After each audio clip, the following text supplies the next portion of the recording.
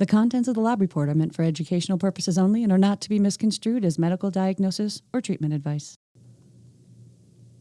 Today, on the lab report, the healing power of laughter. Yeah, there are some real physiological benefits. That's hilarious, Patty. Thank you.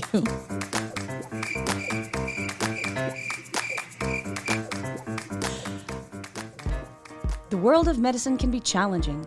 Clinicians and patients are always looking for more options, more effective treatments, and in the end, more answers. Functional and integrative medicine focuses on addressing root causes of disease. Here at Genova Diagnostics, we've watched this field evolve and grow for over 35 years. We've not only adapted, we've led. Join us as we talk about functional medicine, laboratory testing, and optimizing health. Welcome to the Lab Report.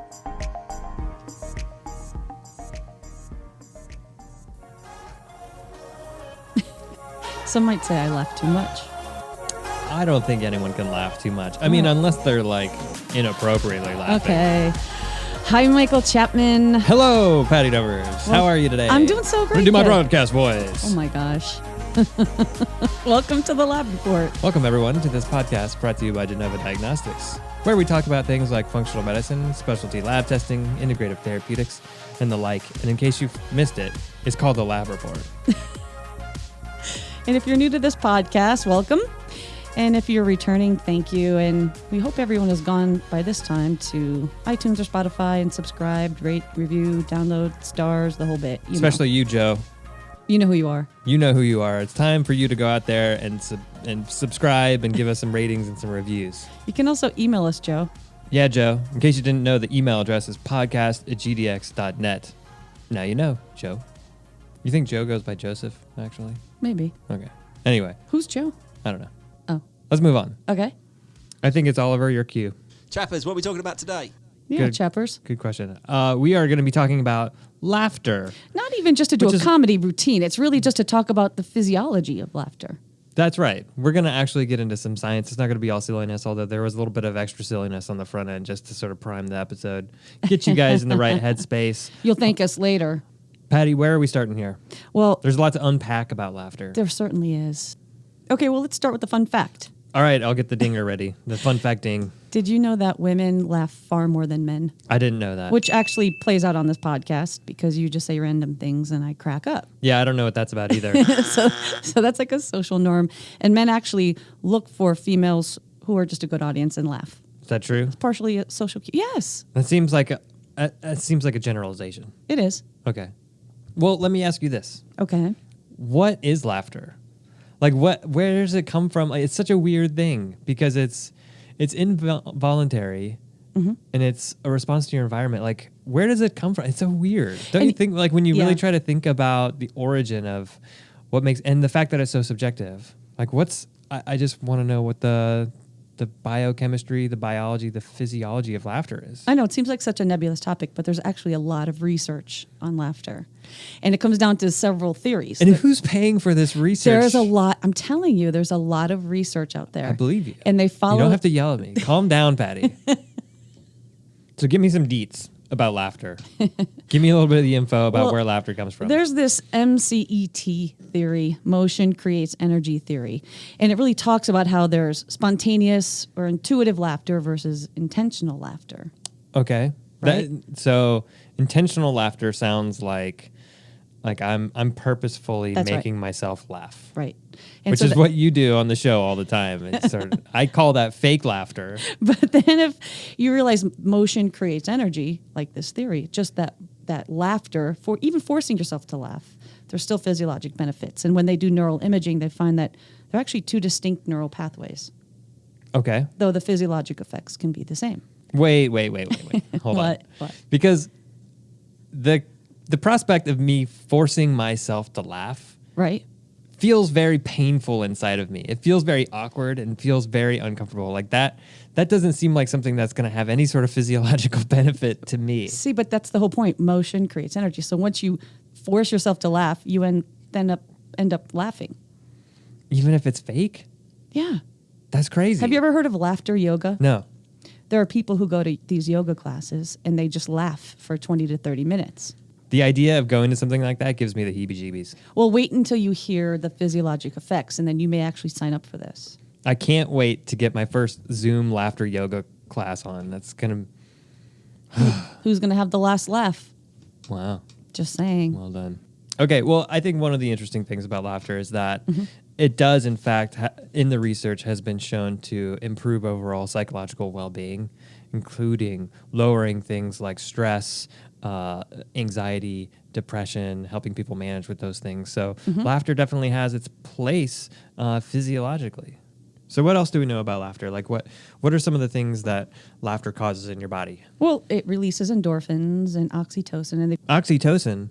I mean, that's like the love hormone. The bonding hormone, yeah. Yeah, and that's amazing, right? So like laughter, there's very few things that will secrete or cause the production of oxytocin in the body. And we know oxytocin in itself has a lot of healing properties, right?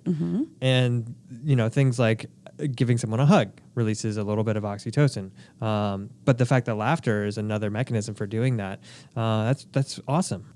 Oxytocin is really interesting. It's a neuropeptide, and it's actually been shown it's been tied to well-being and social functioning, reducing levels of anxiety, improving emotional processing, increasing trust, as well as implicated in several psychiatric disorders, including like social anxiety disorder, and even things like autism spectrum disorder. So oxytocin is a really interesting neuropeptide that we should probably spend even more time talking about one day. Yeah, we'll probably do a whole episode on that. But what about endorphins? What about endorphins? Oh my gosh. It's like the only reason why people go running, right? Is to get the endorphin rush. Right.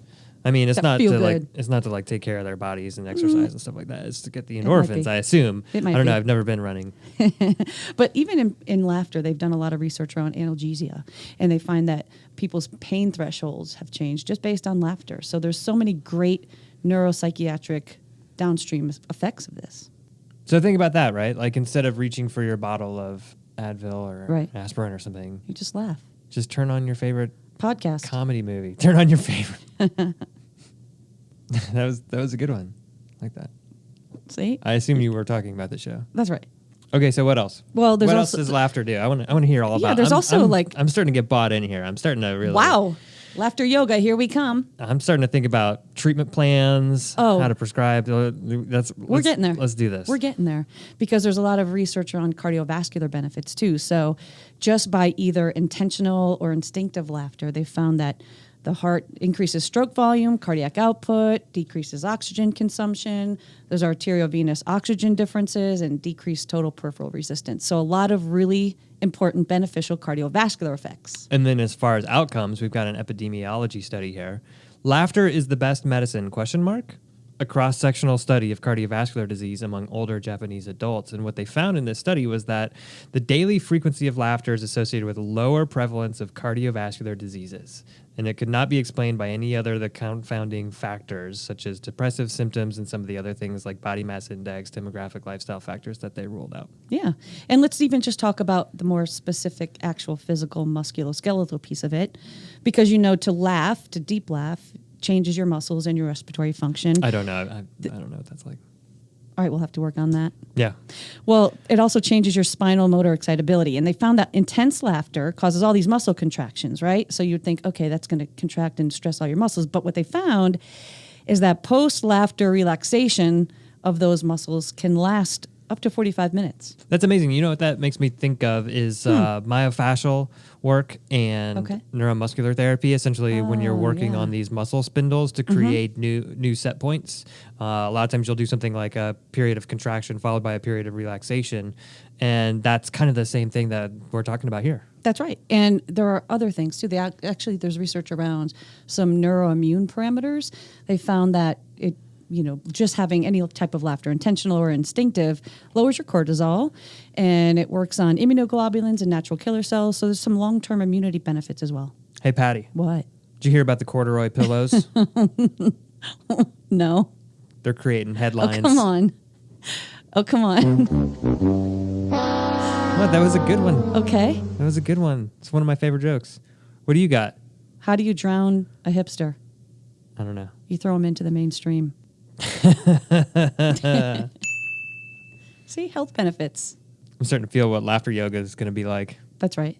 So that brings us to, we see how much health benefit there is to laughter. Yeah. People are actually writing laughter prescriptions. That's crazy. Who's doing that? I know. Well, how do we do this? Look at all these amazing things that happen. So when we were talking about the fact that there's instinctive versus intentional, something like laughter yoga, where you go and they're trying to work on your breathing, they actually make you intentionally laugh for all of these health benefits. Mm-hmm. And doctors are now writing what they're calling a laughter prescription. And how would you do this? The way that I would think about doing this is exploring with my patient, and I'm just doing this off the cuff, but exploring with my patient, like, what are some of the things in their life that make them laugh? Like, is there comedians? Are there movies, shows? Mm-hmm. What are some of those things? Are there people in their lives that are always up for, they're always a good riot? Or podcasts.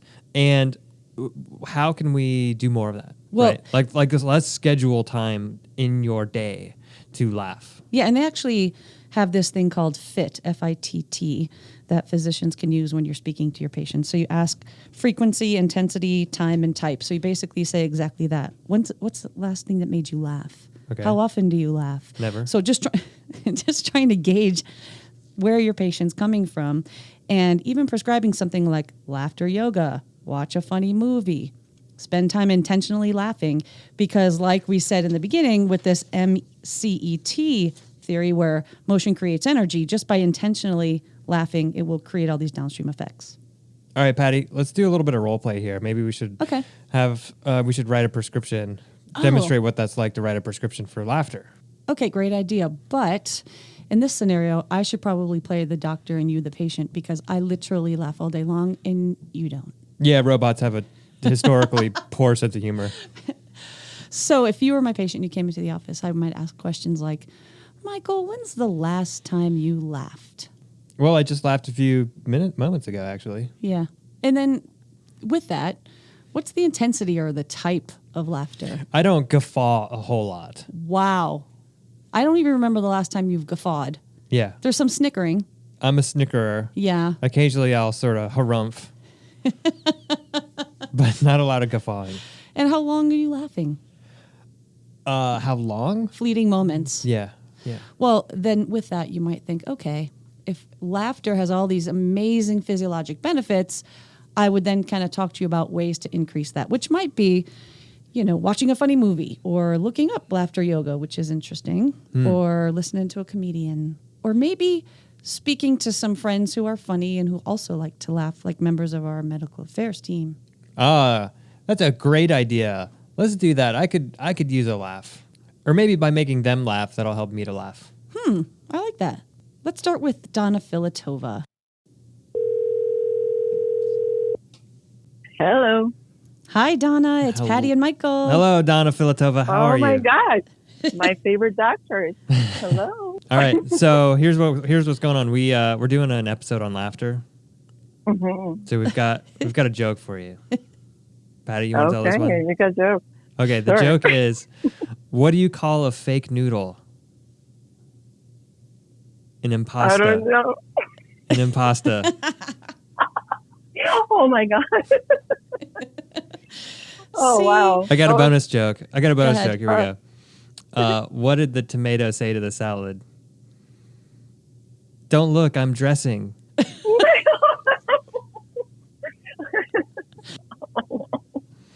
Terrible.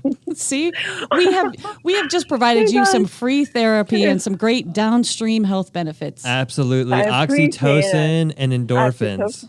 For days. That's right. Thank you. All right. I needed it. Great. You take care now. You go have a good rest of your day. Thank you. You too. Bye. Bye.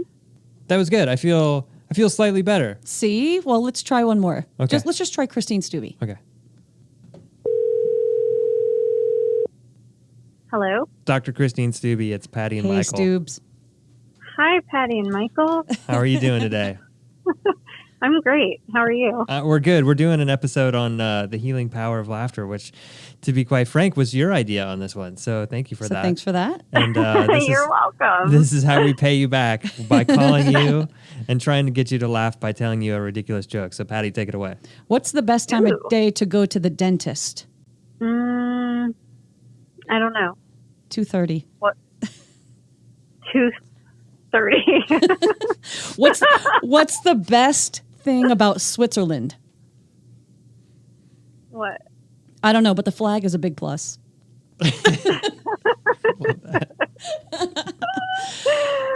These are ridiculous. Yeah. That's all we got. A little bit of oxytocin rush for you. Some endorphins some for you. endorphins for I love it. to Thank help you relax and have a great rest of your day. What a gift. Thank you, guys. You're welcome. We'll talk to you again soon. Okay, bye. Bye. That was good. I feel like a totally changed person now after doing that. Oh, less stress, I feel wonderful. invigorated. Jovial. Great. Buoyant. You certainly look that way. Well, here's another fun fact for you. It's not funny. It's just a fun fact. Okay. The study of laughter is called gelantology. What are you on about? Seriously, gelantology? Yeah. Okay. Yeah. It's actually, these gelantologists are the ones that are doing all of this research, looking at neuroimaging, Yeah. Getting people to do this forced laughter versus spontaneous laughter, measuring all these biomarkers. They're all gelantologists. Yeah. Another thing I find interesting is like how the perception of humor has changed over generations and over decades. Yeah. I and find changes like based on your culture too, Yeah, right? for sure.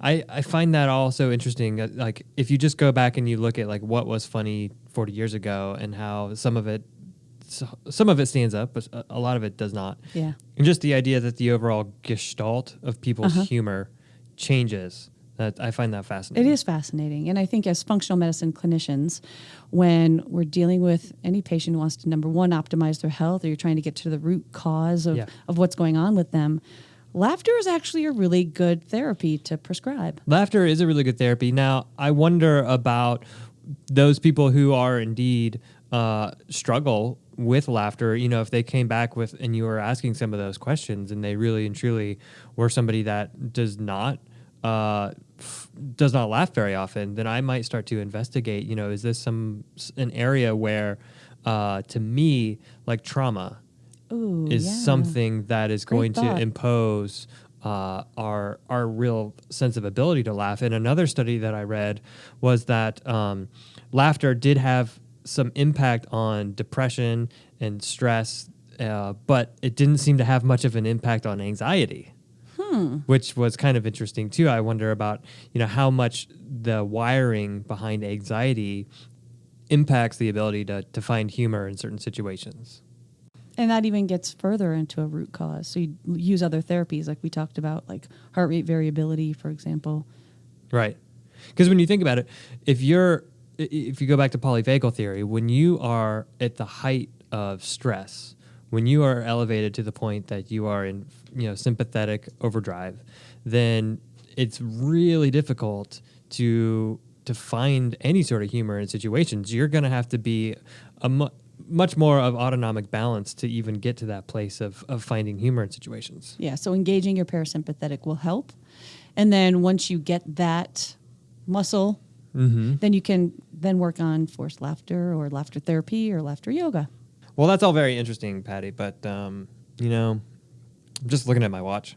Okay. And I think it's time. Is it time? I think it's definitely time. All right. What time is it? Oh, you know what time it is. Question of the day. Question of the day. Question of the day. Question of the day. Wait, what time is it? Oh, I think you know what time it is. Question of the day. Question of the day. Question of the day. Question of the day. 1, 2, 3, 4.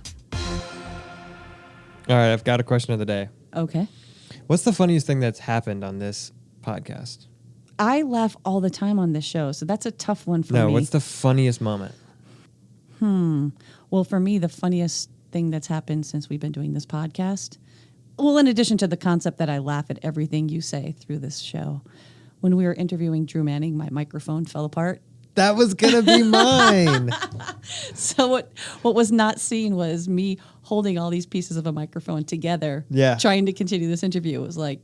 Yeah, so to try and paint a visual picture, right? We got these microphones on the stands, and all of a sudden, like Patty's fiddling around with one of the screws or something, and the microphone piece of it just pops off as she's asking a question to Drew Manning. And so then she's like holding it and trying to figure out like how this thing fits back together some way in the middle of this interview.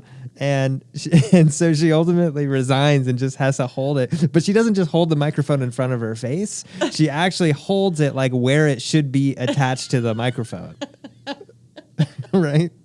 However, the interview was seamless. So it was absolutely seamless. There you go. Totally professional. Well done. Thank you. Way to thrive under pressure. Next time on the Lab Report, Dr. Neil Palvin. We're going to talk about low-dose naltrexone. Interesting.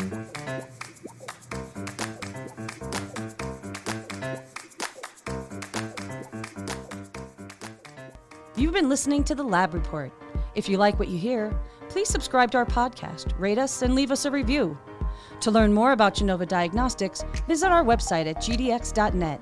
There you'll find information on specific testing, educational resources, and how to connect with our show. Call us at 1-800-522-4762 or email us at podcast@gdx.net. What's your go-to movie to make you laugh? Oh, yeah. The Big Lebowski. Oh, good one. Every Dude. time. Every time. It's still... The dude. Still gets funnier and funnier to me, and I've probably seen it 30 times. That's a good one, actually. How about you? Probably Dumb and Dumber. Yeah, it's classic.